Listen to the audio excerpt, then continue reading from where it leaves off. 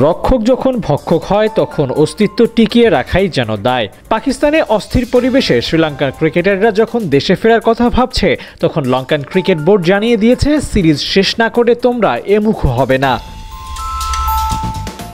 ইসলামাবাদের বোমা হামলার কারণে দলের একটা অংশ শ্রীলঙ্কায় ফিরে গেলে বাকি থাকা 2 ম্যাচ মাঠে গড়াবে না, তাই সিরিজ বাঁচাতে সাপোর্টের স্টাফ সহ বাকিদের পাকিস্তানেই থাকতে হবে।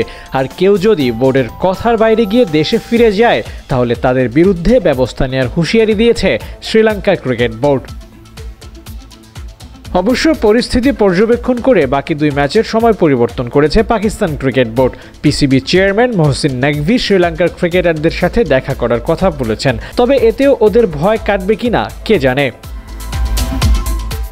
পাকিস্তানে বোমা হামলার ঘটনায় ক্রিকেট জড়িয়ে যাওয়ার ঘটনা এবারে নতুন নয়। 2009 সালে হামলার শিকার হয়েছিল শ্রীলঙ্কা ক্রিকেট টিম। আহত হয়েছিল মাহেলা জয়াবর্ধনে, কুমার সাঙ্গাকারা, অজন্তা মেন্ডি সহ বেশ কজন ক্রিকেটার।